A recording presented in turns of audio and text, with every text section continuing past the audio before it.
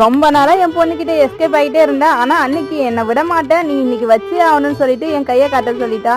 அன்னைக்கு எப்பவும் போல பிரம்ம மூத்த விளக்கு ஏற்றிட்டேன். அன்னைக்கு நம்ம வீட்டில் புது வரவா சரவண பவன் சொல்லிட்டு ஸ்டார் வச்சு என் தங்கச்சி வந்து வாங்கிட்டு வந்து கொடுத்தாங்க. ரொம்ப பிடிச்சிருந்தது, அழகாகவும் இருந்தது.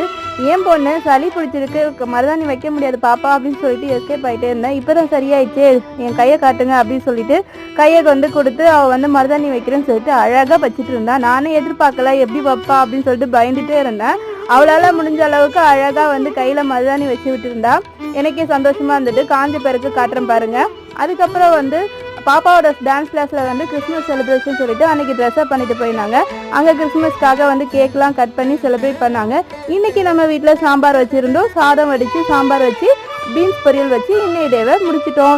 நெக்ஸ்ட் வீடியோவில் பார்க்கலாம். பாய் பாய் மை டியர் செல்ல குட்டீஸ். இந்த வீடியோ பிடிச்சிருந்தா லைக் பண்ணுங்கள், ஷேர் பண்ணுங்கள், கமெண்ட் பண்ணுங்கள், மறக்காமல் சப்ஸ்கிரைப் பண்ணுங்கள். பாய்.